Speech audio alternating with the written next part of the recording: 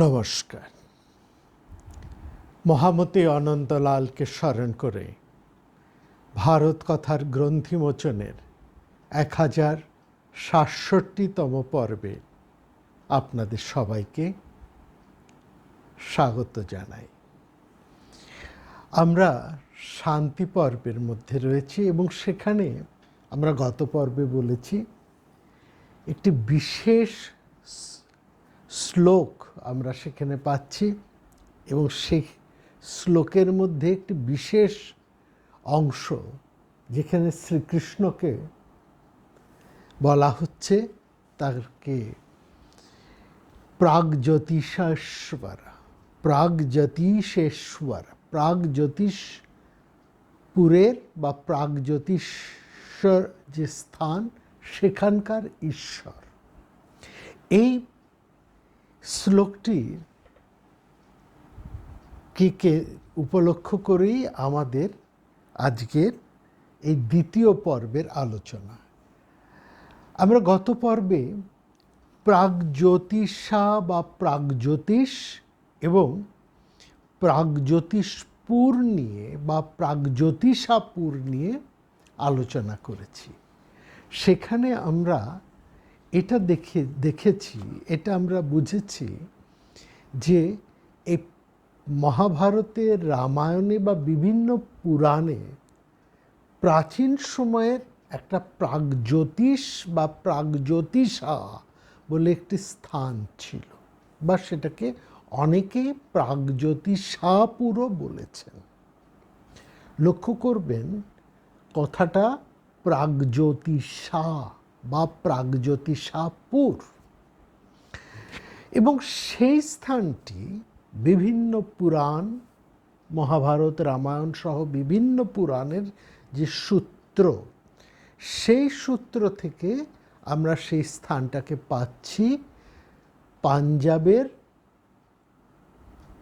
একটা অংশ, একটা পূর্ব অংশ, এবং সেখান থেকে একেবারে হিমালয়ের সেই মানস সরোবর পর্যন্ত, কাশ্মীরের অংশ পার হয়ে মানস সরোবর অংশ পর্যন্ত এই যে বিস্তৃত অংশটি, এটাই ছিল সেই সময়কার প্রাগজ্যোতিষা বা প্রাগজ্যোতিষাপুর। এবং এখানে আমরা ভগদত্তের রাজত্ব বা তার রাজ্যের পরিচয়টা পেয়েছি, যে ভগদত্ত কথা মহাভারতে বহুবার এসেছে।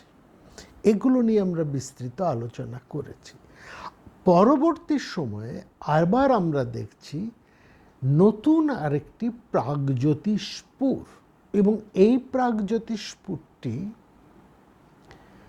অংশটা এটা হচ্ছে যেটা পাচ্ছি বর্তমান আসাম, সেই আসামের যে অংশটা বর্তমান অরুণাচলের সাথে সংযুক্ত, মানে অরুণাচল এবং আসামের সেই অংশটা, আসামের সেই উত্তর পূর্ব দিকটি, যেদিকে অরুণাচল রয়েছে সেই অংশ, সমগ্র অরুণাচল এবং চীন, এই চীনের বেশ খানিকটা অংশ, এই সবটা নিয়েই হচ্ছে প্রাগজ্যোতিষপুর। এবং সেখানে এই প্রাগজ্যোতিষপুর যে অংশটি, এটি পরবর্তী পর্যায়ের, অনেক পরবর্তী পর্যায়ের। এখানে আমরা সেই প্রাগজ্যোতিষপুরের একটা পরিচয় আমরা সেখানে পেয়েছি। তো এই যে পরবর্তী যে প্রাগজ্যোতিষপুরের আমরা পরিচয় এখানে পেলাম, সেখানে আমরা দেখছি যে এটির পরিচয় কিন্তু মহাভারতে আছে। প্রথমটির পরিচয় যেমন মহাভারতে আছে, দ্বিতীয় এই প্রাগজ্যোতিষপুর অঞ্চলের পরিচয়টিও মহাভারতের মধ্যে রয়েছে। এবং সেখানে এই দ্বিতীয় যে প্রাগজ্যোতিষপুর, সেখানের অধিপতি আমরা পাচ্ছি নরকাসুরকে। সেখানে রয়েছেন নরকাসুর, এবং এই বিস্তৃত অঞ্চলটার পরিচয় নতুনভাবে আমরা পাচ্ছি অন্য একটি ভিন্ন পুরাণ, সেটা হচ্ছে কালিকা পুরাণ। এবং এই নরকাসুরের যে রাজ্য সেটিও প্রাগজ্যোতিষপুর। তবে মনে রাখবেন, এই প্রাগজ্যোতিষপুরটি কিন্তু সমগ্র আসাম অঞ্চল নয়। আসামের সেই অংশটি যার সাথে বর্তমান অরুণাচলের যে যোগ, সেই আসামের সেই অংশ সমগ্র অরুণাচল এবং অরুণাচল পার হয়ে চীন দেশের একটা বৃহত্তর অংশ, এই সবটা নিয়েই ছিল পরবর্তী সময়ে প্রাগজ্যোতিষপুর। এখানে নামটা পরিবর্তন হয়ে গেছে, আর প্রাগজ্যোতিষা নেই, প্রাগজ্যোতিষপুর হয়ে গেছে, এবং সেখানে আমরা নরকাসুরের অংশটা পাচ্ছি। তো এই জায়গায় পরিচয় আমরা বিস্তৃতভাবে গত পর্বে আলোচনা করেছি। আজকে এই পর্বে আমরা সম্পূর্ণ একটা ভিন্ন চরিত্রকে নিয়ে আলোচনা করব। মূল লক্ষ্য থেকে আমরা সরে আসিনি। আমাদের মূল যে আলোচনার মূল বিষয়টা হচ্ছে শান্তি পর্বের একটি পাঠের মধ্যে, যেখানে শ্রীকৃষ্ণকে প্রাগজ্যোতিষ ঈশ্বর বলা হয়েছে, প্রাগজ্যোতিষ পুরস্বর বা প্রাগজ্যোতিষাশ্বর, এই অর্থও কিন্তু বলা হয়েছে। সেখান থেকে এই কি অর্থে শ্রীকৃষ্ণকে প্রাগজ্যোতিষপুরের ঈশ্বর বলা হচ্ছে, সেটাই হচ্ছে আমাদের মূল আলোচ্য বিষয়। এই থেকে গত পর্বে আমরা প্রাগজ্যোতিষপুরের প্রাচীন সময়ে প্রাগজ্যোতিষপুর এবং তার পরবর্তী সময়ে প্রাগজ্যোতিষপুরের অবস্থানটা বিস্তৃতভাবে আলোচনা করেছি। তবে একটা কথা আমরা গত পর্বেও বলেছি, এখনও বলছি, সমগ্র আসামটা কিন্তু প্রাগজ্যোতিষপুর নয়। যেমন এখন বলা হয় আসাম অর্থেই প্রাগজ্যোতিষপুর বলা হয়, বা কোনো কোনো পুরাণবিদ আসামকে প্রাগজ্যোতিষপুর বলেছেন। এই সমস্ত তথ্য থেকে আমরা এটা স্পষ্ট যে সমগ্র অংশটা প্রাগজ্যোতিষপুর নয়। প্রাগজ্যোতিষপুর আসামের একটা অংশকে নিয়ে এবং সম্পূর্ণ অরুণাচল প্রদেশ এবং চীনের একটা বিরাট অংশকে নিয়েই হচ্ছে প্রাগজ্যোতিষপুর। কেমন? আজকে আমরা একটা বিশেষ চরিত্রকে নিয়ে আলোচনা করব। আমরা আলোচনা করব আজকে শ্রীকৃষ্ণের জ্যেষ্ঠ সন্তান, জ্যেষ্ঠ পুত্র প্রদ্যুম্নকে নিয়ে। কেন প্রদ্যুম্নকে নিয়ে আলোচনা করছি, কেন আজকের আলোচনায় তাকে আমরা এত গুরুত্ব দিচ্ছি, সেটা ক্রমে ক্রমে আপনাদের কাছে প্রকাশ্য হবে। এবং এটাও মনে রাখবেন, এই যে প্রদ্যুম্নর কথা আমরা বলছি, এর কথা কিন্তু, এর আলোচনার মূলটা কিন্তু অনেক আগে থেকে এই শান্তি পর্বের থেকে পাওয়া আছে। মনে আছে, এই শান্তি পর্বেই আলোচনার সময় আমরা রুক্মির কথা বলেছি। রুক্মি, বিদর্ভরাজ ভীষ্মকের জ্যেষ্ঠ পুত্র রুক্মি, যিনি প্রবল কৃষ্ণ বিদ্বেষী।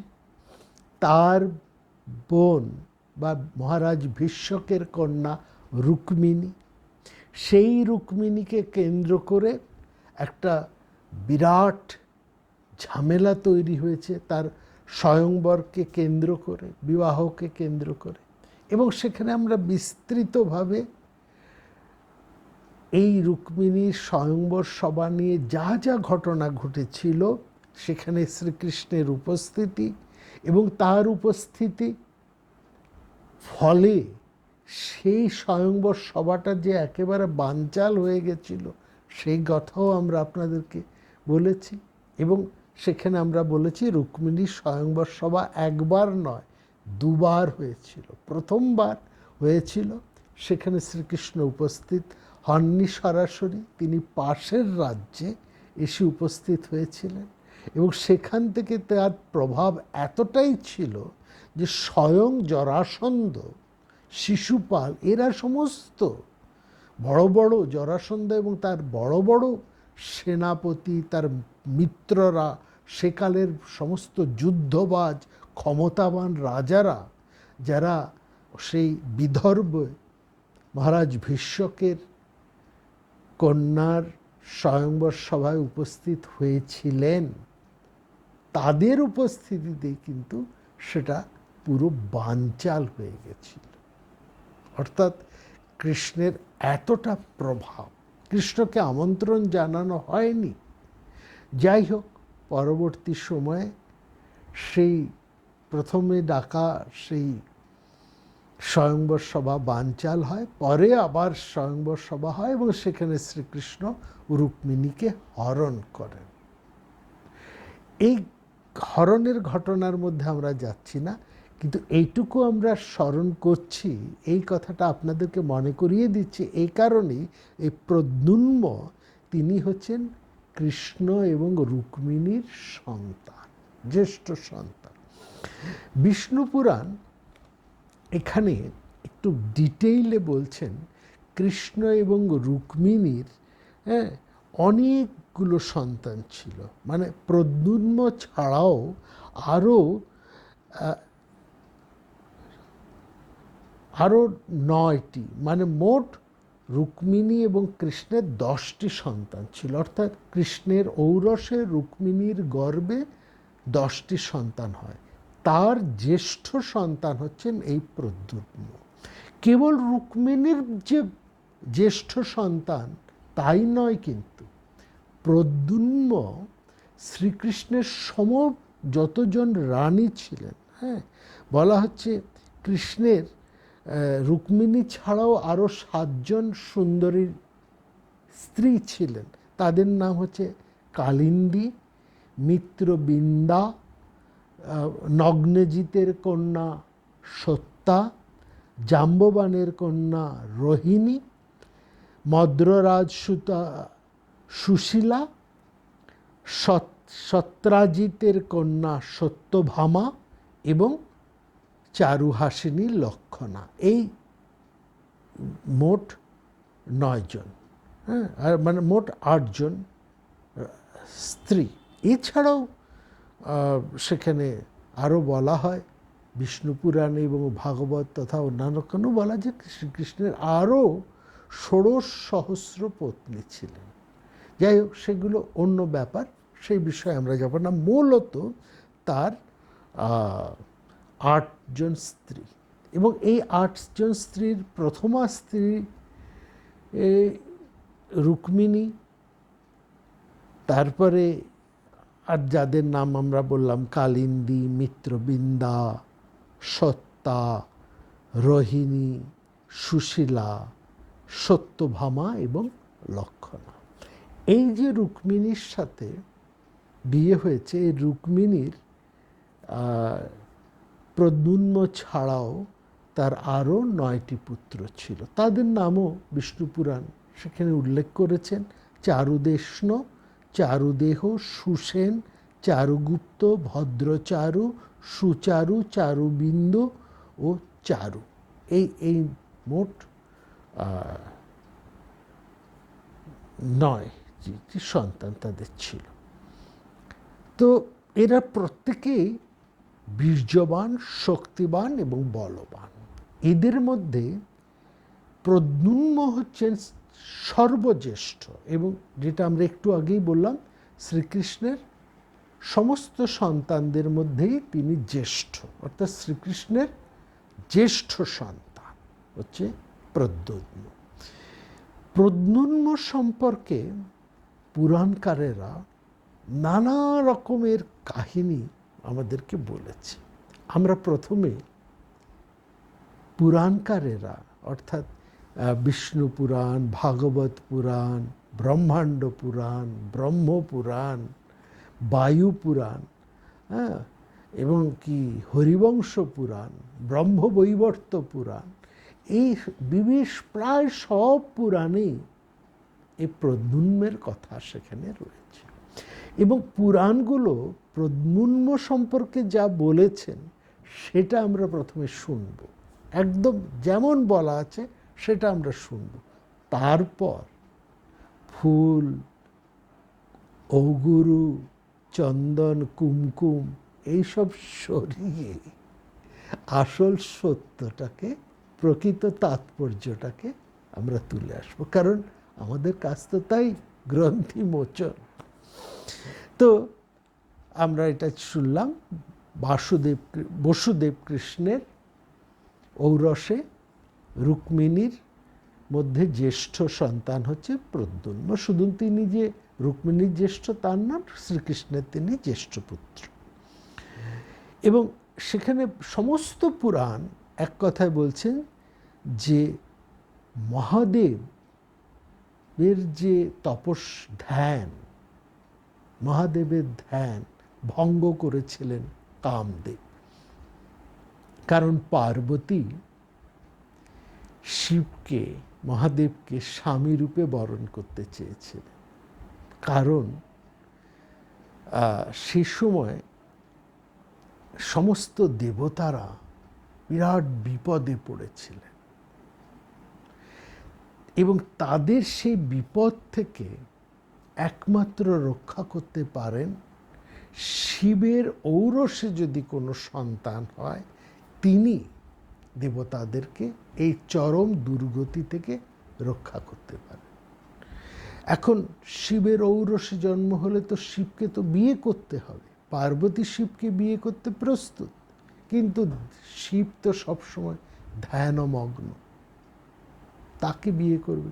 সুতরাং শিবের এই ধ্যান ভঙ্গ করার জন্য মদন বা কামদেব তিনি বাণ প্রয়োগ করেন এবং সেই মদন বাণে শিবের ধ্যান ভগ্ন হয় এবং ভেঙে ধ্যান ভগ্ন হবার পরে শিব একটু রোষও ভরে, তার কে ধ্যান ভগ্ন করল, কে তাকে এমনভাবে বিব্রত করলেন যে তিনি এই মদনের দিকে একটু বিরক্ত হয়ে তাকাতেই তার কোপ দৃষ্টিতে মদন ভস্মীভূত হন এবং মদন দেহহীন হয়ে পড়েন। ফলে তার নাম মদন হয়ে পড়েন অঙ্গহীন বা অনঙ্গ। এই জন্য মদন এর আরেক নাম হচ্ছে, এই রতিদেবের আরেক নাম হচ্ছে অনঙ্গ। তো যাই হোক, এই মদন বা কামদেবের স্ত্রীর নাম হচ্ছে রতি। রতির থেকেই মদনের আরেক নাম রতিদেব। মদন, কামদেব, রতিদেব এবং অনঙ্গ সবই এই মদনেরই নাম। তো কামদেব পত্নী তখন স্বামী শিবের রোষে ভস্মীভূত, তখন রতি মহাদেবকে আরাধনা করে তাকে তুষ্ট করেন এবং তুষ্ট হয়ে ভোলানাথ মহাদেব রতিকে আশীর্বাদ করেন যে শ্রী বিষ্ণু যখন দ্বারকায় বসবাস করবেন এবং তখন কামদেব তার পুত্র হয়ে জন্মগ্রহণ করবেন এবং তিনি সম্বরাসুরকে বধ করবেন। এরপর কামদেব, পুরাণকারেরা বলছেন যে প্রদ্যুম্ন রূপে কৃষ্ণের স্ত্রী রুক্মিণীর গর্ভে জন্মগ্রহণ করেন। মহাদেবের এই যে বরদান, এটা কোনোভাবে সম্বরাসুর জানতে পারেন। ফলে কামদেব যখন প্রদ্যুম্ন রূপে জন্মগ্রহণ করেন তখন সম্বরাসুর তাকে ওই সূতিকা গৃহ থেকে, সেখান থেকেই তাকে হরণ করেন এবং এটা প্রায় সব পুরাণে এই জায়গায় বলা। এবং প্রদ্যুম্নকে হরণ করে সম্বরাসুর তাকে সমুদ্রের মধ্যে ছুঁড়ে ফেলে দেন। তৎক্ষণাৎ একটা বিরাট আকৃতির মাছ সেই বালক প্রদ্যুম্নকে খেয়ে ফেলে। এই মাছটিকে পরবর্তীকালে জেলেরা ধরে এবং সম্বরাসুরকে উপহার দেয়। এর ফলে সম্বরাসুরের, যে সম্বরাসুর প্রদ্যুম্নকে ছুঁড়ে ফেলে দিয়েছিলেন, সেই সম্বরাসুরকেই ওই মাছটি, যেই মাছের পেটে শিশু প্রদ্যুম্ন রয়েছে, সেই মাছটি সমেত তাকে তাদের রাজাকে সেটা উপহার দেন। পাচকেরা যখন সেই মাছটাকে কাটে তখন তার ভেতরে একটা অপূর্ব সুন্দর একটা শিশুকে তারা দেখে। সেই শিশুটিকে তারা দেখে সে পাচকদের, রান্নাঘরের যিনি কর্ত্রী ছিলেন, প্রধানা কর্ত্রী, অল্প বয়সী একজন সুন্দরী কর্ত্রী ছিলেন, যিনি এই সমগ্র সম্বরাসুরের রান্ধনশালার অধিষ্ঠাত্রী ছিলেন, সব দেখাশুনো করতেন, রান্নাঘরের কর্ত্রী ছিলেন তিনি। তার বয়স খুব বেশি না এবং অপূর্ব সুন্দরী। তার হাতে এই শিশুটিকে পাচকেরা তুলে দেয়। তার নাম ছিল মায়াবতী। সেই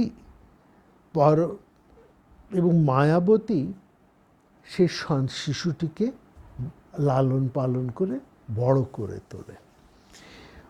যখন মায়াবতী শিশুটিকে লাভ করলেন তখন নারদ এসে মায়াবতীকে বলেন যে দেখো, এই শিশুটি হচ্ছে প্রদ্যুম্ন, তিনি শ্রীকৃষ্ণ এবং রুক্মিণীর গর্ভজাত সন্তান, শ্রীকৃষ্ণ এবং রুক্মিণীর সন্তান। এই প্রদ্যুম্ন, এই শিশুটি কিন্তু পূর্বজন্মে তোমার স্বামী ছিল, অর্থাৎ কামদেব।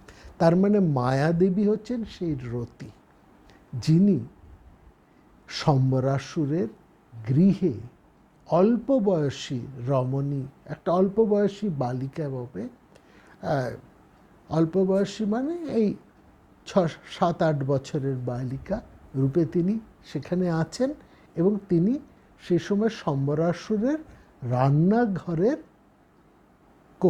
কর্তৃত্ব তার কাছে। ওই অল্প বয়স হলে কী হবে, তিনি খুব ভালো রান্না বান্না করতে পারতেন, ফলে সম্বরাসুর ওই বালিকাকে তার রান্নাঘরের দায়িত্বে রাখেন। নারদ এসে তাকে বলে তুমি পূর্বজন্মে ছিলে রতি, আর এই যে শিশুটি এ হচ্ছে তোমার স্বামী, সেই মদন, একে তুমি যত্ন করে রক্ষা করো। যাই হোক, প্রদ্যুম্ন যখন বড় হয়ে ওঠেন, যৌবন লাভ করেন, তখন তিনি কৃষ্ণের মতনই সুদর্শন হয়ে উঠলেন এবং সব রকম অস্ত্রের প্রয়োগও তিনি করতে পারতেন। শুধু সুদর্শন পুরুষ নয়, তিনি একজন খুব শক্তিশালী যোদ্ধাও, বিভিন্ন অস্ত্রবিদ্যায় তিনি নিপুণ হয়ে ওঠেন। পুরাণদের এক বাক্যে বলেছেন, প্রদ্যুম্ন যেমন বীর তেমনি তিনি মদন মোহন, অর্থাৎ পিতার গুণ সবটাই পুত্রের মধ্যে রয়েছে। শ্রীকৃষ্ণ যেমন মদন মোহন, সমস্ত নারীর হৃদয় হরণকারী, সেই রকম তার জ্যেষ্ঠ পুত্র প্রদ্যুম্ন, তিনি সমস্ত মেয়েদের অন্তর খুব ভালোভাবে বুঝতে পারতেন, আর এত সুদর্শন ছিলেন যে মেয়েরা তাকে দেখা মাত্রই তার প্রেমে পড়ে যেতেন। তো যাই হোক, এই মায়াবতী প্রদ্যুম্নকে ভালোবাসলেন। প্রদ্যুম্ন মায়াবতীর কাছে বড় হয়েছেন। প্রদ্যুম্ন সঙ্গে মায়াবতীর একটা সম্পর্ক অনেকটা পুত্র এবং জননীর মতো প্রদ্যুম্নর কাছে, কিন্তু বেশি বয়সের তফাৎ নয়, এটাও ঠিক, মাত্র 7-8 বছরের বড়, কিন্তু সেই বালিকাই তো প্রদ্যুম্নকে লালন পালন করে বড় করে তুলেছে। প্রদ্যুম্ন বললেন যে দেখো, তুমি এরকম কেন, তুমি তো আমার প্রায় জননীর মতন, জননী না হোক জ্যেষ্ঠা, ভগিনী তো বটেই, মানে বয়সের দিকে তুমি তো আমাকে জননীর মতনই লালন পালন করে বড় করেছ। হ্যাঁ, তুমি তোমার সেই মাতৃত্ব ত্যাগ করে আমার প্রতি এরকম বিপরীত আচরণ কেন করছো, কেন আমাকে প্রতি এরকম আসক্ত এবং কামমোহিত দৃষ্টিতে তাকিয়ে আছো? তখন সেই মায়াবতী, অর্থাৎ যিনি রতি দেবী, তিনি বললেন যে, তার সমস্ত পরিচয়টা দিলেন যে দেখুন, আমি আপনার জননী নয়, আপনার জননী হচ্ছেন রুক্মিণী, আপনি হচ্ছেন শ্রীকৃষ্ণের জ্যেষ্ঠ সন্তান, রুক্মিণী এবং শ্রীকৃষ্ণের সন্তান আপনি পূর্বজন্মে ছিলেন মদন এবং সেই জন্মে আমি আপনার স্ত্রী ছিলাম রতি। এইখানে এই জন্মে আপনি শ্রীকৃষ্ণের পুত্র রূপে জন্মগ্রহণ করেছেন। সম্বরাসুর আপনাকে নিজের হত্যাকারী জেনে আপনাকে ওই সূতিকা গৃহ থেকে হরণ করেছিলেন। এই কথা শুনে প্রদ্যুম্ন খুব ক্রুদ্ধ হলেন এবং সম্বরাসুরকে যুদ্ধে আহ্বান করলেন। মায়াবতী রতি তিনি প্রদ্যুম্নকে অনেক ধরনের মায়াবিদ্যা, মায়া যুদ্ধবিদ্যা, সেকালের আমরা এটা অনেকবার বলেছি, মায়াবিদ্যাও একটা যুদ্ধবিদ্যার কৌশল, এবং এই যুদ্ধবিদ্যায় সবচাইতে বেশি পারদর্শী ছিল অসুরেরা।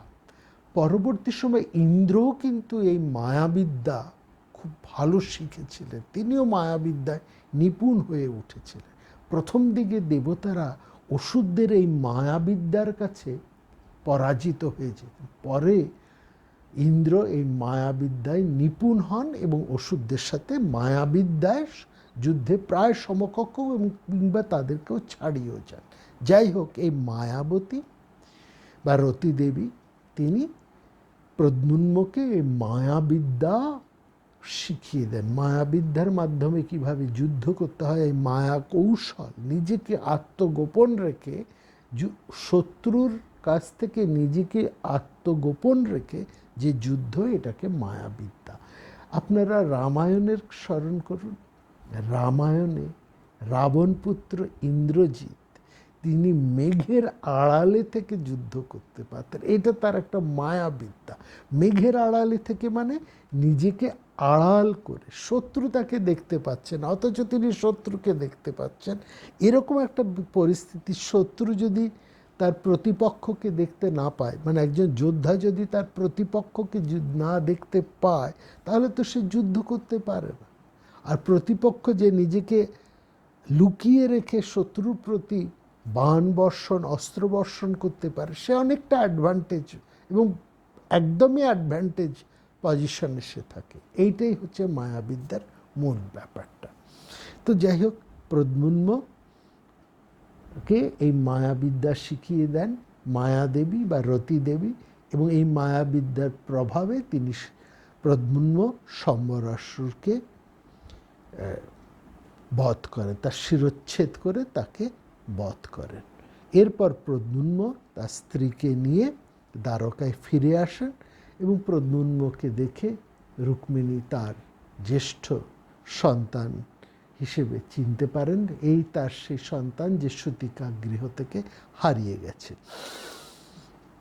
এমন সময় দেবর্ষি সেখানে উপস্থিত হন এবং তাকে বলেন, রুক্মিণীকে বলেন, এই হচ্ছে তোমার সেই জ্যেষ্ঠ পুত্র যে সূতিকা গৃহ থেকে হারিয়ে গেছিল, সেই মায়াবিদ্যা। তো এইখানে এই ঘটনা এইভাবেই প্রায় সব কটা পুরাণে প্রদ্যুম্নের কথা সেখানে বলা আছে।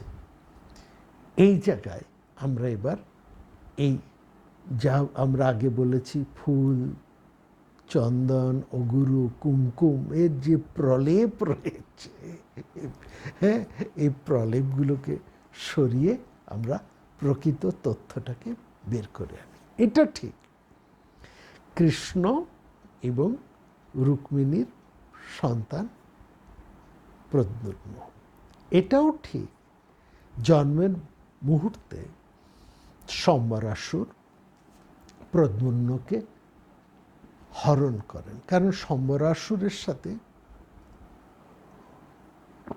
শ্রীকৃষ্ণের একটা শত্রুতা ছিল এবং সম্বরাসুর সরাসরি শ্রীকৃষ্ণকে কিছুই করতে পারছিলেন না, বরং শ্রীকৃষ্ণ নানাভাবে সম্বরাসুরকে ব্যতিব্যস্ত করে তার রাজ্য, রাজধানী, তার আধিপত্য, তার ক্ষমতা, তার প্রভাব একেবারে নষ্ট করতেন।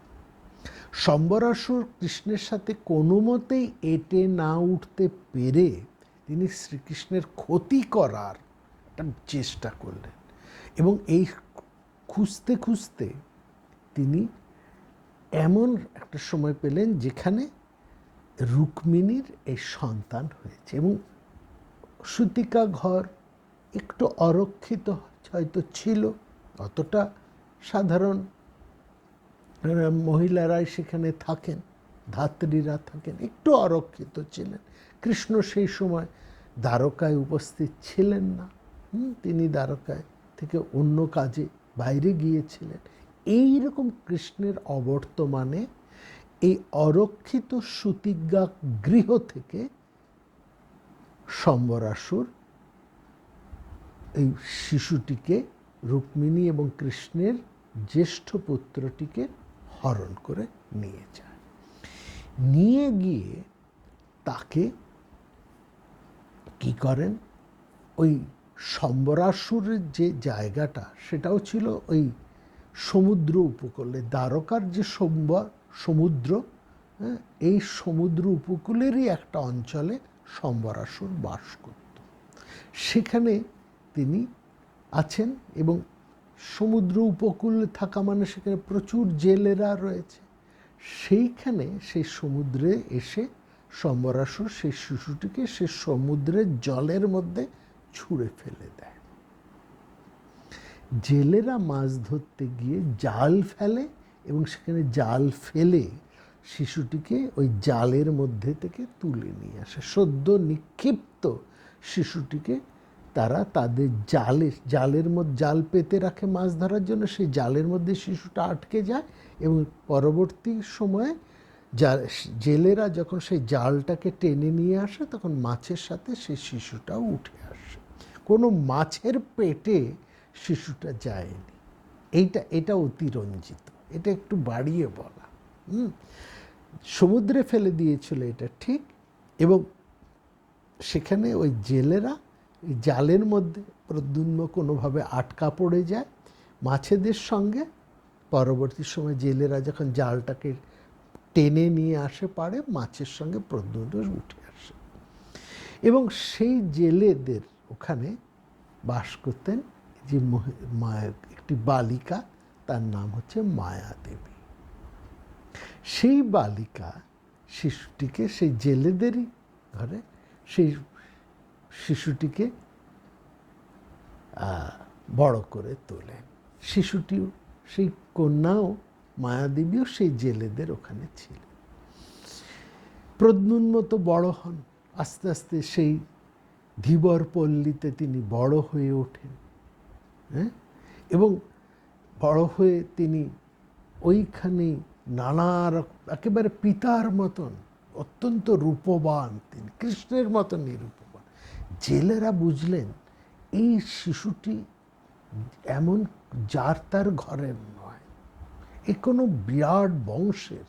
তখন তার রূপ লাবণ্য শিশুটার এত চমৎকার, এবং যত সে বড় হয়ে উঠছে, শিশুত্ব থেকে তার যখন কৈশোর অবস্থা আসছে, কিশোর অবস্থা, কিশোর থেকে বালক অবস্থা, অপূর্ব সুন্দর, একেবারে নয়ন লোভন, কৃষ্ণের মতনই অপূর্ব সুন্দর। ধীবররা বুঝলেন এই শিশু তো যে সে শিশু নয়, আর খুব সাহসী শিশু, বেশ শক্তিমান।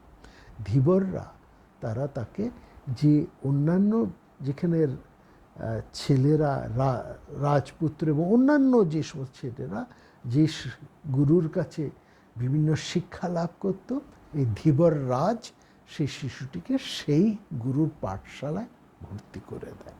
সেখানে অন্যান্য যাদব বংশের শিশুরাও পড়াশুনো করছে কৃষ্ণের, আর যে সমস্ত যাদবকুলের ছেলেরা আছে তারাও সেখানে শিক্ষা লাভ করছে, প্রদ্যুম্নও সেখানে শিক্ষা লাভ করছে, এবং গুরুগৃহে শিক্ষা লাভ করে অতি অল্প বয়সেই তিনি সমস্ত অস্ত্রবিদ্যায় নিপুণ হয়ে ওঠেন।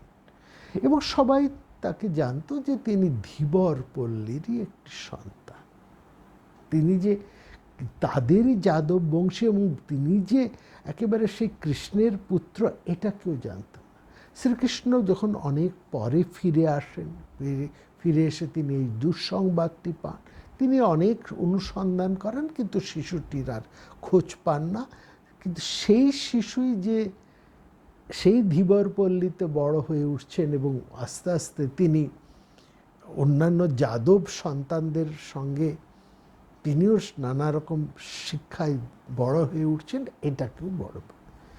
শিশুটি যখন খুব সেই সমস্ত সে গুরুগৃহে সর্ববিদ্যায় যশস্বী হয়ে উঠলেন। এবং সেই সঙ্গে সঙ্গে আরেকটা গুণ তার মধ্যে হলো কৃষ্ণের যে অস্ত্রবিদ্যা কৌশল, যেটা তার জানতেন, যাদবরা যেরকম অস্ত্রবিদ্যায় পারদর্শী, সেই শিশুটাও ঠিক তার থেকেও বেশি অস্ত্রবিদ্যা পারদর্শী হয়ে, তার এই অস্ত্রবিদ্যা পারদর্শিতা সমস্ত গুরু এবং সমস্ত আশ্রম বা অন্যান্য সবার কাছে একটা ভীষণ আলোচ্য বিষয় হয়ে উঠল।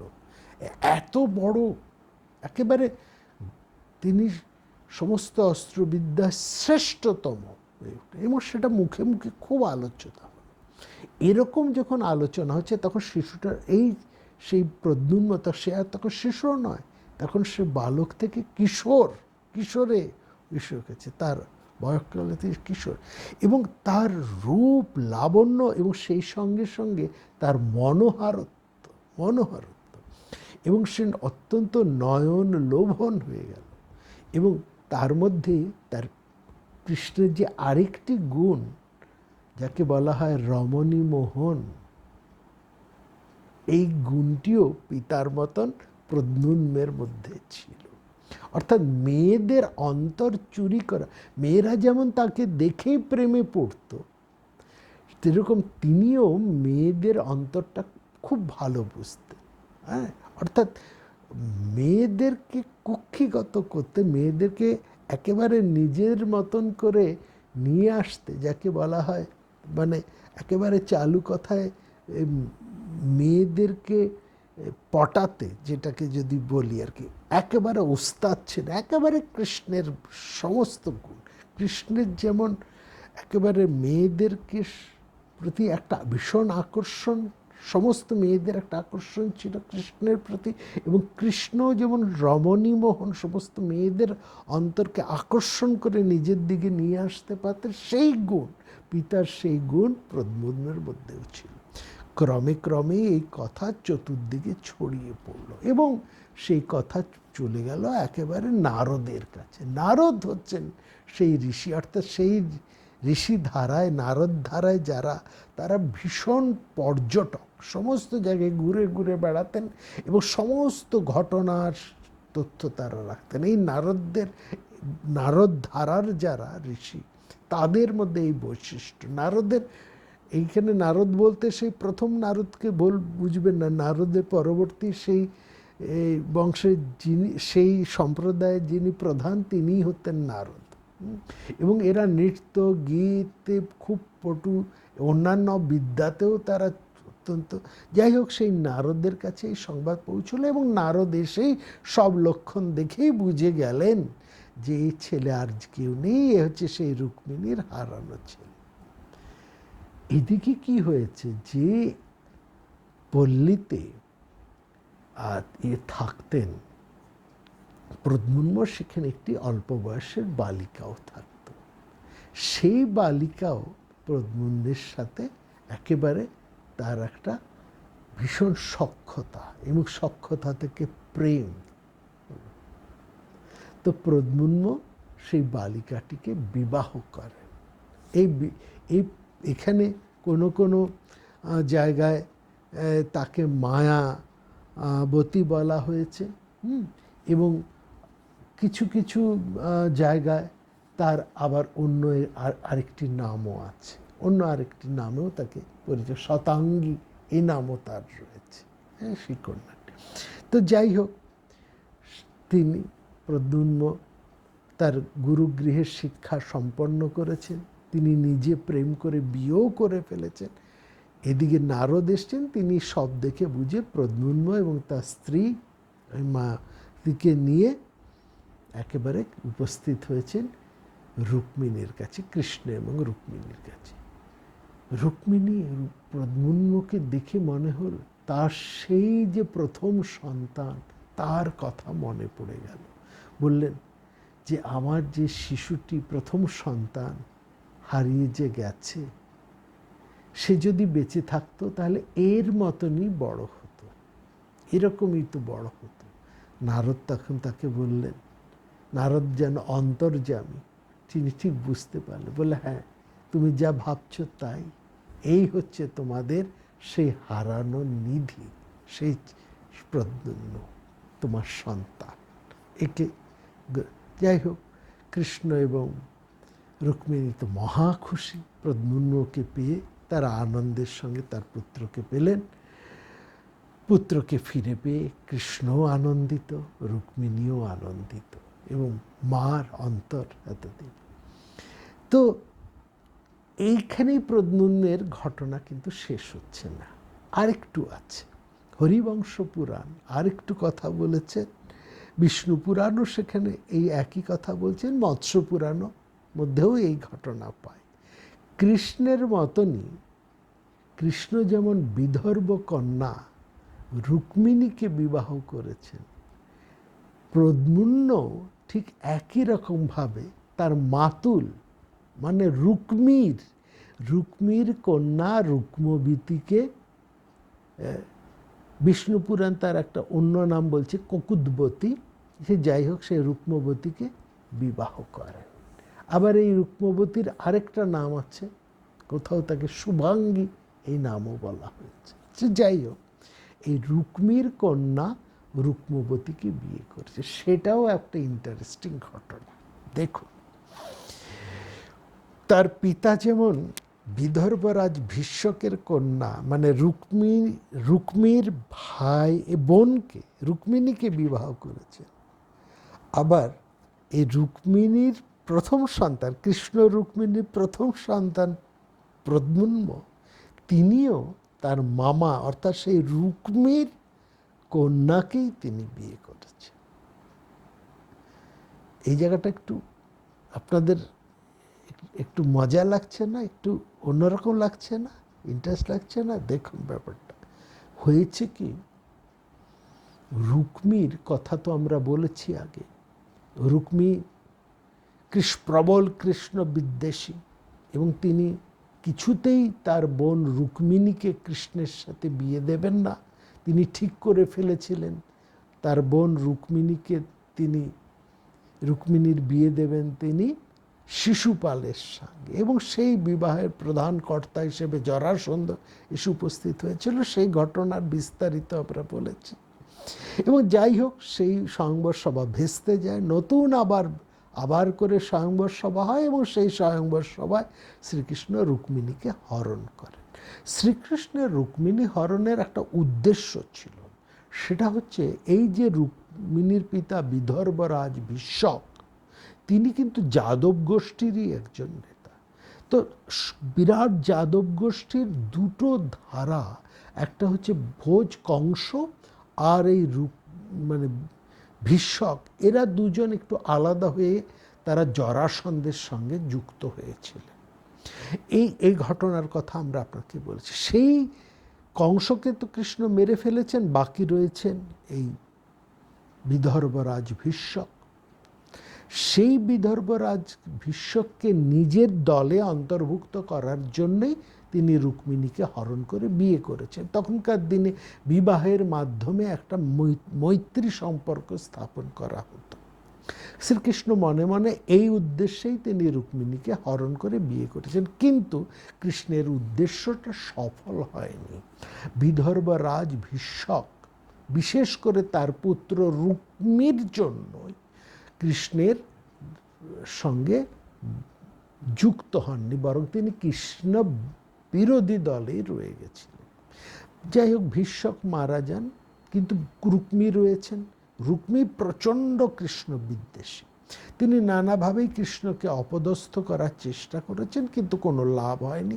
কৃষ্ণ ধীরে ধীরে প্রভূত ক্ষমতাবান হয়ে গেছে। শুধু যাদব গোষ্ঠীর তিনি সর্বনিয়ন্তা প্রধান হয়েছেন বা যাদব গোষ্ঠীর ঈশ্বরের পদে প্রতিষ্ঠিত হয়েছেন তা নয়, সমগ্র ভারতবর্ষের ক্ষত্রিয় কুলের মূর্ধায় শিরোদেশে তিনি নিজের শক্তিতে, বুদ্ধিমত্তায়, প্রজ্ঞায়, শক্তিতে তিনি একম অদ্বিতীয়ম হয়ে গেছেন।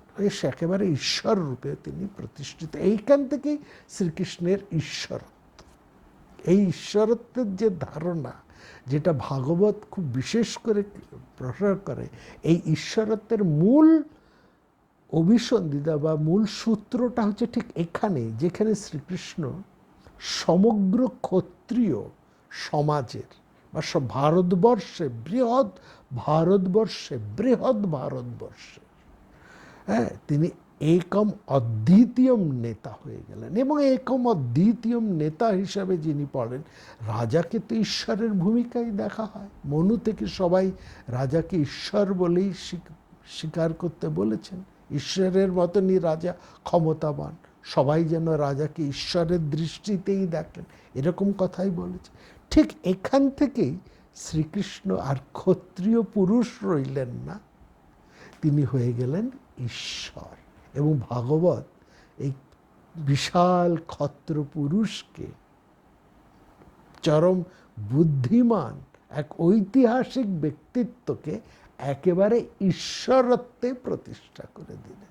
এবং আমরা শুধু ভাগবতকে দোষ দিয়ে লাভ নেই, বিভিন্ন পুরাণের মধ্যেই দেখছি যে শ্রীকৃষ্ণ সেকালের এত বড় সমগ্র মানুষের সমস্ত সবার ধরাছোঁয়ার বাইরে তিনি চলে গেছিলেন তার একক বুদ্ধিমত্তায়, জ্ঞান এবং পাণ্ডিত্যের, রাজনৈতিক শক্তিতে।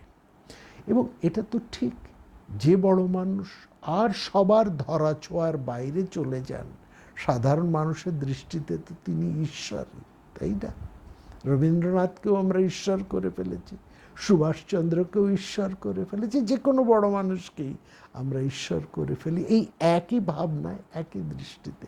সেখান থেকে সেই সময় শ্রীকৃষ্ণ যখন সমগ্র ভারতবর্ষের সমস্ত শক্তিমান মানুষদের থেকে অনেক বেশি এগিয়ে গেলেন, সবার ধরাছোঁয়ার বাইরে, এবং সবাইকেই যখন তিনি তার বুদ্ধিমত্তায়, তার কূটবুদ্ধিতে কন্ট্রোল করতে পারছেন, কন্ট্রোল করছেন সমস্ত রাজনৈতিক শক্তিকে, রাজনৈতিক ইতিহাসকে, রাজনৈতিক ভবিতব্যকে শ্রীকৃষ্ণ যখন তার প্রজ্ঞা দিয়ে কন্ট্রোল করছে, একটা কন্ট্রোলের ভূমিকায়, কন্ট্রোলারের ভূমিকায় তিনি যখন চলে গেছেন, সেটাই তো ঈশ্বরত্ব, তাই না? ঈশ্বরত্ব তাই, যিনি সবাইকে শাসন করেন, নিয়ন্ত্রণ করেন, নিয়ন্ত্রা। বেদের মধ্যে তো ঈশ্বরকে তাই বলা হয়েছে, শাসনকর্তা, প্রভু, নিয়ন্ত্রা, দ্রষ্টা, তাই না? সেই অর্থে কৃষ্ণ স্বাভাবিকভাবে ঈশ্বরত্বে প্রতিষ্ঠিত হয়ে গেলেন। এবং অন্যান্য পুরাণ, বিশেষ করে ভাগবত পুরাণ, তখন একেবারে কৃষ্ণ স্তুতিতে মুখর হয়ে উঠেছে। তার শত্রুতা ছিল, বেশ কিছু শত্রু যে কৃষ্ণের ছিল না, ছিলেন, কিন্তু শত্রুরা থাকলেও তাদের আর তেমন কিছু করার নেই। তো যাই হোক, সেই রুক্মির তখন চরম দুরবস্থা, এমনই দুরবস্থা, সেই ঘটনাও আমরা আপনাদেরকে বলেছি যে মহাভারতের যুদ্ধে যে কয়জন জীবিত ছিল তার মধ্যে একজন রুক্মী। কারণ রুক্মীকে আহ্বান করেছিলেন, যেহেতু তিনি যাদব গোষ্ঠীর লোক, যুধিষ্ঠির তার কাছে লোক পাঠিয়ে তার দলে আহ্বান করেছেন, তার দলে যোগদান করার জন্য। রুক্মী তার 1,00,000 বিশাল শক্তিশালী সৈন্য নিয়ে এসেও ছিলেন, কিন্তু এসে তিনি এমন একটা ব্যবহার করলেন, এমন কিছু কথাবার্তা বললেন যা অর্জুনের পক্ষে মেনে নেওয়া বড় কষ্টকর। ফলে তিনি পাণ্ডব দলে স্থান পেলেন না। একইভাবে, একই কারণে, যে ঘটনাটা আমরা রুক্মী বৃত্তান্তে বলেছি, আপনারা স্মরণ করে দেখবেন, তিনি একইভাবে, একই কারণে যেখানে যুধিষ্ঠিরের মতন মানুষ, অর্জুনের মতন মানুষ তাকে গ্রহণ করতে পারেনি, তার কথাবার্তা ছিরি এমনই ছিল, সেখানে দুর্যোধনের মতন একজন অহংকারী দর্পী মানুষ তাকে স্বীকার করবে কি করে? তিনি কোনো পক্ষে স্থান পেলেন না, না হয়ে তিনি সম্পূর্ণ ফিরে গেলেন তার রাজ্যে বিদর্ভে। কিন্তু তিনি কৃষ্ণোদ্দেশী এদিকে হলে কি হবে? কৃষ্ণ তো একেবারে ঈশ্বরত্বে প্রতিষ্ঠিত। রুক্মী বুঝলেন কৃষ্ণ বিদ্বেষ করে আর লাভ নেই। তখন তিনি কোনভাবে কৃষ্ণের সাথে একটা সম্বন্ধ তৈরি করা যায় তার খোঁজ করতে আরম্ভ করলেন, তার চেষ্টা করলেন। অর্থাৎ তিনি এখন মনে প্রাণে কৃষ্ণের সাথে একটা সন্ধি করে থাকার প্রবল চেষ্টা করতে আরম্ভ করলেন। এরকম যখন অবস্থা, সন্ধি করে যখন তিনি এরকম ভাবনা ভাবছেন, সেই সময় একটা ঘটনা ঘটে গেল। রুক্মী কন্যা রুক্মবতী, কখনো তার নাম বিষ্ণু পুরাণে তাকে কুকুদবতী বলা হয়েছে, অন্য কোনো পুরাণে তাকে শুভাঙ্গীও বলা হয়েছে, সে যেই নামই হোক না কেন, প্রদ্যুম্নকে দেখে সেই কন্যা মোহিত। প্রদ্যুম্নর তো সেই গুণ আছে, মদন মোহন, পিতার মতনই তার গুণ, রমণী মোহন তিনি। আবার প্রদ্যুম্ন সেই কন্যাকে, রুক্মীর তার মামাতো বোনকে দেখে তিনিও প্রেমে পড়ে গেলেন। এদিকে রুক্মী করেছেন স্বয়ংবরের আয়োজন, কিন্তু এবার রুক্মী কোনো ভুল করলেন না, আগের বারের মতন ভুল করলেন না। তিনি চাইলেন যে তার কন্যার স্বয়ংবর সভা হোক, কিন্তু এই স্বয়ংবর সভায় যাতে তার কন্যা কৃষ্ণপুত্র প্রদ্যুম্নকেই বরণ করতে পারেন, সেই আয়োজনের কোনো ঘাটতি তিনি রাখলেন না। অর্থাৎ প্রদ্যুম্নকে তিনি আমন্ত্রণ জানালেন এবং একটা লোক দেখানো, প্রায় একটা লোক দেখানো স্বয়ংবর সভা, এবং সেখানে রুক্মবতী বা শুভাঙ্গী বা কুকুদবতী যাই নাম বলুন না কেন, তার সাথে, অর্থাৎ রুক্মীর কন্যার সাথে প্রদ্যুম্নর বিবাহ হলো।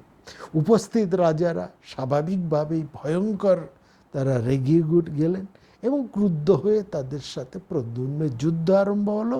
তাদের সবাইকে পরাস্ত করে প্রদ্যুম্ন তার মাতুল কন্যা শুভাঙ্গীকে বিবাহ করে দ্বারকায় ফিরে এলেন। বিদর্ভের রাজকন্যা বলে রুক্মিণী, এই রুক্মবতীর আরেক নাম ছিল বৈদর্ভী। তার যেমন রুক্মিণীর এক নাম ছিল বৈদর্ভী, তেমনি তার ভাইয়ের মেয়ের নামও ছিল বৈদর্ভী। অর্থাৎ বিদর্ভের সব মেয়েদেরকেই বৈদর্ভী বলা হতো। এবং আমরা তো বহুবার সেই বলেছি, বিদর্ভের মেয়েরা শুধুমাত্র সুন্দরী ছিলেন না, তারা সমস্ত গুণে তারা অতুলনীয়, রূপে এবং গুণে অতুলনীয়। শুধু রূপ আর গুণ নয়, তাদের মধ্যে আরও একটা বিশেষত্ব ছিল যেটা আমরা বলেছি, সেটা হচ্ছে তাদের পরিহাস প্রিয়তা বা কৌতুক প্রিয়তা। এটা তাদের মধ্যে ছিল, সেন্স অফ উইটনেসটা তাদের খুব ভালো ছিল, এইটার জন্য তাদের একটা আকর্ষণ ছিল। তো যাই হোক, রুক্মিণীও খুশি, তার ভাইয়ের মেয়ে তার পুত্রবধূ হয়ে এসছে। যাই হোক, কৃষ্ণ মেনে নিয়েছেন। যাই হোক, কিন্তু যে কথা বলা হয় না, স্বভাব যায় না মলে, বিষ্ণুপুরাণ একটু ঘটনা ওখানে দিয়েছে। সেখানে হচ্ছে রুক্মী তো যাই হোক কৃষ্ণের সাথে একটা সম্বন্ধ, এখন কৃষ্ণ তার শত্রু নন, কৃষ্ণ তার বৈবাহিক একটা সম্পর্ক হয়েছে, বেয়াই, যাই হোক একটা হচ্ছে, কৃষ্ণের সঙ্গে তার একটা ভালো সম্পর্ক, এবং এই সম্পর্কের সূত্রে অন্যান্য যাদবরা কৃষ্ণের পরিচয়রা তারা খুব বিদর্ভে আসা যাওয়া করতেন। এরকম একটা সভার মধ্যে সেখানে বলরামও এসেছেন, হ্যাঁ, এবং অন্যান্য যাদবরাও এসছেন, এবং সেখানে পাশা খেলা আরম্ভ হয়েছে। বলরাম খুব যে একটা ভালো পাশা খেলা জানতেন তা কিন্তু নয়, সেখানে একটা যাই হোক একটা পাশা খেলা আরম্ভ হয়েছে। কিন্তু সেখানে রুক্মীর এক বন্ধু ছিল, তিনি ছিলেন কলিঙ্গরাজ, কলিঙ্গ দেশের রাজা। তার নামটা আমরা বিষ্ণুপুরাণে ঘটনাটা খুব চমৎকারভাবে আছে। তো সেখানে ওই কলিঙ্গরাজ, কলিঙ্গ অধিপতি তিনিও আছে। তিনি অনেকটা তার ভূমিকা ওই পাশা খেলার ওখানে অনেকটা শকুনির মতো, তিনি খুব ভালো পাশা খেলা জানতেন, আর উল্টো দিকে বলরাম তিনি ভালো পাশা খেলা জানতেন না। খেলা আরম্ভ হলো, রুক্মী ওই কলিঙ্গ রাজ্যের সহায়তায় বলরামকে বারবার হারিয়ে প্রচুর জিতে যাচ্ছেন। বলরাম বড় বড় পণ রাখছেন, হারছেন, আর রুক্মী জিতে যাচ্ছেন, আর কলিঙ্গরাজ হা হা করে দাঁত বের করে হাসছে। এই হাসতে হাসতে জিততে জিততে, ওই যে বলে না স্বভাব যায় না বলে মোলে, স্বভাব যায় না মোলে, ওই রুক্মির ওই ভাবটা আবার জেগে উঠেছে। তিনি ভুলেই গেলেন যে তিনি যাদবদের সাথে, বিশেষ করে কৃষ্ণের সাথে মিত্রতা করবার জন্য এত কাণ্ড করেছেন, তার কন্যাকে বিবাহ দিয়েছেন, কৃষ্ণপুত্রের সাথে একটা সম্বন্ধ এসেছে, তিনি খানিকটা নিশ্চিন্ত হয়েছেন। আর যার সাথে খেলছেন, যাকে ঠকাচ্ছেন, তিনি আর কেউ নন, স্বয়ং কৃষ্ণের দাদা বলরাম। আর যাই হোক, বলরাম আর কৃষ্ণর এক টেম্পারামেন্ট নয়।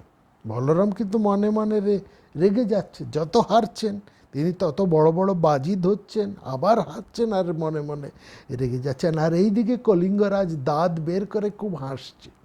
এবং রুক্মী তিনিও এবার ঠাট্টা তামাশা আরম্ভ করলেন, আর কর্বিকর আরম্ভ করলেন বলরামের সঙ্গে। বলরাম তো কৃষ্ণের মতন নন। বলরাম প্রচণ্ড রেগে গিয়ে এবার বিরাট একটা পণ ধরলেন এবং যে বললেন, এইবার তিনি সেখানে বললেন যে বলরাম সেখানে বিশাল একটা পরিমাণের পণ ধরলেন এবং পণ ধরে বলভদ্র সেখানে রুক্মীকে পরাজয়, কোনো রকমভাবে বলরাম কিন্তু এবার পাশার দানে তিনি জিতে গেলেন। তিনি জিতবার কথা নয়, কিন্তু কোনোভাবে তিনি জিতে গেলেন। জিতে গিয়ে এবার বিরাট পণ ধরেছেন, এবার পণটা দিতে হবে। হেরে গেছেন রুক্মীকে সেই পণ দিতে হবে। রুক্মী বললেন, না, আপনি পণ ধরেছিলেন, কিন্তু আমি তো আপনার পণের সমর্থন জানাইনি। বলরাম বললেন, সেটা হবে না। এবং উপস্থিত যারা ছিলেন, কিছু মান্যগণ্য লোকেরও তো ছিলেন, তারা বললেন যে দেখো, সেটা বলা হচ্ছে যেন আকাশবাণী হলো, অর্থাৎ উপস্থিত যে সমস্ত সজ্জন বিজ্ঞ মানুষরা ছিলেন, তারা বললেন যে বলভদ্রের কথাই ঠিক, তিনি ধর্মপথে আছেন, তুমি মিথ্যে কথা বলছো। হ্যাঁ, এটা ঠিক যে তুমি মুখে বলরামের কথা স্বীকার করনি, আবার এটাও ঠিক যে তুমি বলরামের যে পণ, তিনি যখন বড় পণটা রেখেছেন, বা সেই পণটাকে তুমি অস্বীকারও করনি। বলরাম বড় পণ রেখেছেন, সেটাকে তুমি যেমন মুখে স্বীকার করনি, সেরকম তুমি মুখে অস্বীকারও করনি।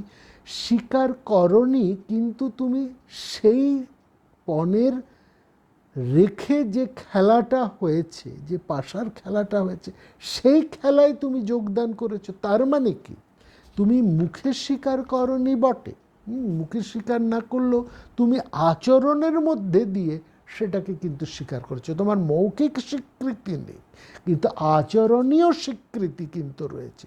সুতরাং মৌখিক স্বীকৃতি না থাকলেও আচরণের স্বীকৃতি যেহেতু সেখানে রয়েছে, অতএব তুমি এখানে মিথ্যাচার করছো, তোমাকে পণ দিতেই হবে। রুক্মীর সাথে বিবাদ আরম্ভ হলো। অর্থাৎ সেখানে বলা হলো, অনুক্তাপি বচ কিঞ্চিত কৃতং ভবতি কর্মণা। তুমি অনুক্ত থেকেছো, মুখে স্বীকার করনি, বচনে তুমি স্বীকার করনি, কিন্তু কৃত ভবতি, কিন্তু কাজটা তুমি করেছো, কর্মের মাধ্যমে, আচরণের মাধ্যমে তোমার স্বীকৃতি কিন্তু আছে। অতএব হার তোমার হয়েছে, বলরাম সত্য পথে আছে, তোমাকে সেই পণ শোধ করতে হবে। এই নিয়ে ঝগড়া আরম্ভ হলো এবং বলরাম খুব রেগে গিয়ে, তিনি তো এতক্ষণ রেগেই ছিলেন, এবার হেরে গেছে। এবার রুক্মিণী যেহেতু কিছুতেই মানবেন না, শর্ত মানবেন না, তিনি গোয়াত্তুমি করে যাচ্ছেন। বলরাম এবং আমরা আগেই বলেছি বলরাম কৃষ্ণ নন, তিনি ভয়ঙ্কর রেগে গিয়ে একটা সেই পাশার, ভারী একটা পাশার, স্বর্ণ নির্মিত সেই পাশার গুটি নিয়ে রুক্মিণীর মাথায় ছুঁড়ে মারলেন। সেই পাশার গুটির আঘাতে রুক্মিণীর মৃত্যু ঘটে গেল, রুক্মিণী মারা পড়ল। এই কাহিনীটি আমাদের বলার উদ্দেশ্য না, এটা হচ্ছে প্রাসঙ্গিক কাহিনী। আমরা বললাম প্রাসঙ্গিক কথা হলো, রুক্মীর কন্যার সাথে প্রদ্যুম্নের যে বিয়ে হয়েছিল, সেই প্রদ্যুম্নের ঔরসে রুক্মী কন্যা রুক্মবতী বা কুকুদবতী বা শুভাঙ্গী যাই তার নাম হন না কেন, তার গর্ভে যে সন্তানটি জন্মগ্রহণ করেন তিনি হচ্ছেন অনিরুদ্ধ। প্রদ্যুম্নের সন্তান হচ্ছে অনিরুদ্ধ। এই অনিরুদ্ধ হচ্ছেন কৃষ্ণের পৌত্র। এই অনিরুদ্ধই হচ্ছে আমাদের উদ্দিষ্ট। মনে রাখবেন, শ্রীকৃষ্ণ, প্রদ্যুম্ন এবং অনিরুদ্ধ এরা তিনজনই যাদব কুলের শ্রেষ্ঠ বীর। এবং পঞ্চরাত্র সংহিতা, সেখানে বলা হচ্ছে এই শঙ্কর্ষণ অর্থাৎ বলরাম, প্রদ্যুম্ন কৃষ্ণপুত্র, অনিরুদ্ধ কৃষ্ণের পৌত্র এবং স্বয়ং বাসুদেব কৃষ্ণ, এই চারজন হচ্ছেন সমগ্র যাদব কুলের শ্রেষ্ঠতম বীর। এবং শুধু শ্রেষ্ঠতম বীর এই নয়, পঞ্চরাত্র সংহিতায় এই চারজনকে ঘিরে একটা পঞ্চব্যূহ বা পঞ্চব্যূহ নেই, চারজনকে ঘিরে একটা চতুর্ব্যূহের ধারণা করা হয়েছে। চতুর্ব্যূহের সংজ্ঞা সেখানে পাচ্ছি। সেখানে বাসুদেব স্বয়ং শ্রীকৃষ্ণ আছেন, শঙ্কর্ষণ অর্থাৎ বলরাম আছেন প্রদ্যুম্ন কৃষ্ণপুত্র এবং অনিরুদ্ধ কৃষ্ণের পৌত্র। অর্থাৎ কৃষ্ণের এবং বলরামের মতন সমান গুণ নিয়ে রয়েছেন প্রদ্যুম্ন। এটাই হচ্ছে আমাদের মূল ব্যাপার।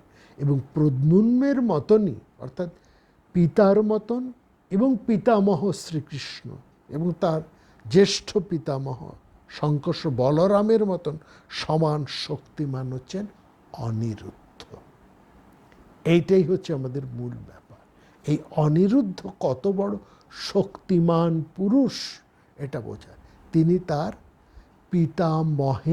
পিতামহ এবং জ্যেষ্ঠ পিতামহ বলরামের মতনই তিনি শক্তিমান। প্রদ্যুম্ন যেমন কৃষ্ণের সমস্ত গুণ নিয়ে জন্মগ্রহণ করেছেন, শক্তি, বীর্য, রূপ, রমণী মোহনের ক্ষমতা, সেই রকম অনিরুদ্ধ পিতার মতনই এবং পিতামহের মতনই শক্তিমান ছিলেন। This is important message. কেন ইট ইজ ইম্পর্টেন্ট মেসেজ সেটা আমরা আসবো আগামী পর্বে। অনিরুদ্ধের কথা পঞ্চরাত্র সংহিতায় বলা হয়, যারা পঞ্চরাত্র এই সংহিতার সাথে বা যে পঞ্চরাত্র যে দর্শন, সেখানে শঙ্কর্ষণ হচ্ছেন জীবাত্মার, প্রদ্যুম্ন হচ্ছে মন এবং বুদ্ধির, অনিরুদ্ধ হচ্ছে অহং জগতের প্রতীক, আর স্বয়ং বাসুদেব শ্রীকৃষ্ণ তিনি হচ্ছেন ঐশী সত্তাময়, সকল সৃষ্টির আদিকার। এগুলো হচ্ছে পরবর্তী বিভিন্ন অংশ থেকে তার জাত। আমাদের যিনি উদ্দিষ্ট পুরুষ সেই অনিরুদ্ধ, যার কথা আমরা একদম প্রথমেই বলেছি 1066তম পর্বের, মানে এই পর্বের আগামী পর্বে উষা এবং অনিরুদ্ধের কথা, সেই অনিরুদ্ধকে আমরা এই পর্বে পেলাম। অনিরুদ্ধের কথা বলতে গেলে স্বাভাবিকভাবেই প্রদ্যুম্নের কথা আসে, তার কথাও আমরা শুনলাম। আগামী পর্বে আমরা আসব উষা অনিরুদ্ধের প্রেম কাহিনীতে। সবাই খুব ভালো থাকবেন, দেখা হবে আগামী পর্বে।